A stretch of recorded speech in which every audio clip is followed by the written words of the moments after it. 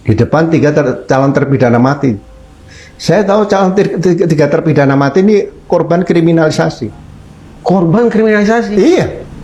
Saya berani pertanggungjawabkan. Saksi sidang pernah saya panggil, saya rekam, rekamannya ada kok. Sampai sekarang belum saya publis saja itu. Saya khawatir nanti setelah 10 tahun lagi lah saya keluarkan nanti. Karena itulah Bapak tidak mau melakukan eksekusi terhadap mereka. Saya bicara di depan tiga terpidana mati. Selama saya jadi Kapolda Sulawesi Tengah, Anda bertiga tidak akan saya eksekusi. Sebelum hak Anda secara konstitusional diberikan oleh negara. Ya, jaminannya pangkat sama jabatan saya. Jadi waktu saya dicopot itu, saya ikhlas.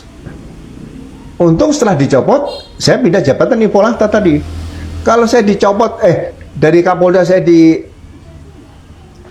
jabatan, mungkin saya salah. Beda loh mas, dicopot sama dicepit mas. Cepit itu mau kemana lagi udah susah nanti. Ternyata setelah dicopot dari Kapolsek Polanta, pergantian Kapolri saya jadi Kadipropam. Orang pasti nanya loh, udah dicopot bisa Kadipropam. Nah, emang yang tanda tangan TR mutasi siapa? Yang gerakan tangannya Kapolri, tanda tangannya Asesiden, tanda tangan itu siapa? Ya tetap Allah gitu aja. Saya berprinsip gitu aja. Bukan. Betul. Memang sebetulnya itu jawabannya seperti iya di situ. Iya. Waktu Bapak menolak perintah untuk melakukan eksekusi terhadap terpidana mati dalam kasus konflik Poso, Bapak tidak diperiksa, tidak dimarahi, tidak ditegur, tidak ditanya. Nggak ada. Saya hanya bicara sama Allah aja. Saya hanya bicara sama Allah, bro. Saya hanya bertanya pada siapa, ya kan? Apa mana yang saya harus pilih nih? Saya laksanakan atau tidak? Nah, saya bicara sama nurani saya. Apa risikonya semua nih kiri kanan saya timbang-timbang. Oh, saya tolak. Makanya begitu diperintah tetap saya tolak dengan segala risiko loh ya. Iya. Gitu. Tapi Mas Bambang saya pikir ini mungkin 1 dari 1000 kali ya. Anomali mas. Iya. Dicopot dari posisi Kapolda, oke-oke aja. Ditempatkan di Pulahta, tetap lempeng-lempeng aja. Nah, saya ditanya di waktu telepon Kapolri waktu itu, saya copot kamu. Siap, terima kasih Jenderal. Dicopot terima kasih saya. Tapi kan terima kasihnya sarkastis. Oh enggak, terima kasih Jenderal. Saya kalau nggak dicopot di pasarnya Mbak, saya melawan nurani saya stroke mas. Iya. Nah kalau stroke mau jadi bintang 4, bintang 5 dan sebagainya, hormatnya nggak begini lagi, pasti gemeter. Iya. Bapak itu yang saya takut. Dibilang dicopot lewat telepon Pak. Per telepon. Ini nih, sekarang saya mau tanya deh, oke deh. Anggaplah Pak Ugroseno bisa menerima kenyataan seperti itu dengan lapang dada. Respon keluarga bagaimana Pak? Saya udah bicarakan, ini risiko kalau saya tolak, saya dicopot. Dan tetap sehat. Tapi kalau saya terima, saya melawan nurani, saya membohongi rakyat seluruh Indonesia dan dunia. Saya berpikir terus, saya pasti stroke. Kalau udah stroke, siapa yang merawat saya? Nggak ada. Lalu apa tanggapan istri? Ya udah yang terbaik bagi papa itu aja. Tapi sedih juga. Hah? Enggak juga. Wong saya tidak pernah cari apa-apa di polisi, biarin aja. Anak-anak waktu itu juga ikut ke Palu Pak. Karena anak-anak ada sekolah di Semarang sampai Surabaya. Baik. Jadi dicopotnya Bapak dari Sulawesi Tengah tidak membuat ritme kehidupan mereka terganggu juga enggak kan ya? Oke. Mas, saya antara percaya dengan tidak percaya Mas. Kalau menurut pengamatan Mas Bambang, ketika seorang anggota suatu korps, entah itu polisi, entah itu tentara, dijatuhi sanksi, itu sebetulnya suasana batin mereka seperti apa Mas? Atau nggak alah ini ece-ece aja nih gitu? Ya, ini ada 2 mas.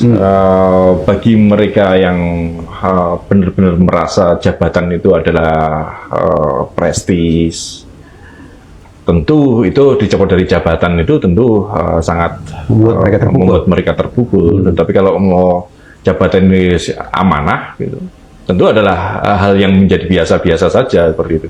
Cuma problemnya kalau saya melihat perkembangan saat ini sangat sulit menemukan, mohon maaf Pak, ini bukan karena saya sering kali berdiskusi dengan Pak Ugro, anomali seperti Pak Ugro seperti ini sangat jarang sekali, karena lebih pada sekarang ini lebih pada pragmatisme ya.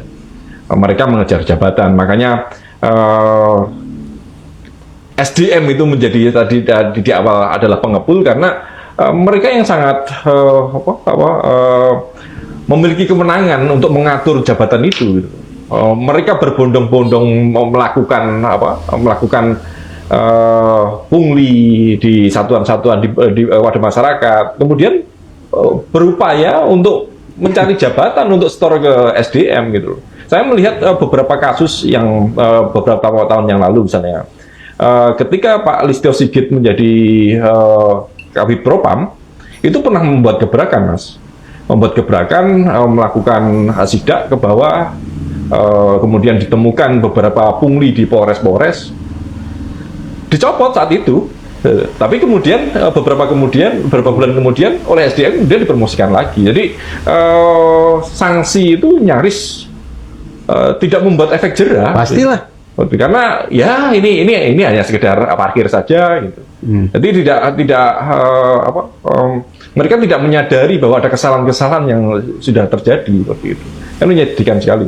Dan catatan Mas Bambang, pada masa kepemimpinan siapa ya? Polri itu tampak sangat teguh memegang etik gitu, dan menjatuhkan sanksi itu sangat-sangat serius terhadap anggota yang melakukan pelanggaran. Pasca reformasi ini lebih permisif ya. Lebih kompromistis ini ya terhadap pelanggaran ya. Iya.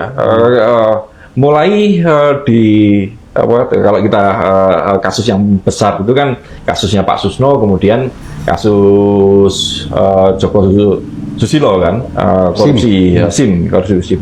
Mereka tetap aktif pensiun. Pak Sudarno sudah pidana gitu loh. Dan kemudian kasus di era sekarang, di era Pak Listio ini ada kasus Napoleon Bonaparte misalnya, pensiun juga gitu. Yang menjadi rame itu kasus Brotoseno, mungkin karena pangkatnya masih AKBP seperti itu. Artinya ya semakin menurun ukuran standar etik di kepolisian seperti itu. Dan ini kalau ingin membangun kepolisian yang berwibawa ke depan, yang profesional, etik ini harus benar-benar diperkuat gitu. Tidak seperti saat ini gitu. Pak Ugro, terakhir dari saya Pak, ketika seorang anggota Polri dijatuhi sanksi, apa perasaan dia? Yang jelas dia pasti merasa sedih ya itu ya. Sedih ini serius nih Pak, sedih Pak. Ya, dia merasa mungkin kalau memang salah dia mengakui kesalahan. Tapi kalau dia merasa tidak salah pasti dia akan banding kemana-mana dan melakukan perlawanan lah. Ya, perlawanan seperti itu. Jadi memang sistem itu gini. Saya waktu Kadif Propam itu dan setelah saya purna itu saya ikut tim untuk menyusun masalah kepropaman dan dibantu dengan ICTAP itu. Jadi Propam itu adalah pelajaran pertama yang harus diberikan pada saat pendidikan pembentukan. Baik itu tamtama, brigadir maupun perwira. Perwira bisa yang sumber sarjana bisa akpol. Sehingga orang tahu nanti masuk di polisi itu ada hak dan kewajiban. Kalau kamu melanggar ya prosesnya seperti ini, harus dibuka secara tuntas. Dan itu harus diketahui semua anggota polisi begitu dia masuk polisi, kalau dia melanggar risikonya di sini. Makanya ini perlu disusun kembali sidang kode etik seperti apa, ya kan? Seperti katakan tadi misalnya Hendra Kurniawan ya, katakan kenapa kok ada demosi 8 tahun? Ini aturan mana? Karena saya baca di Peraturan Kepolisian Nomor 7 Tahun 2022 minimal 1 tahun. Ini yang saya pribadi saya kurang sependapat seperti ini. Orang lebih bagus dihukum mati daripada dihukum demosi 8 tahun. Saya bayangkan juga begitu Pak. Iya kan? Ini salahnya apa? Nggak salahnya apa? Nggak jelas.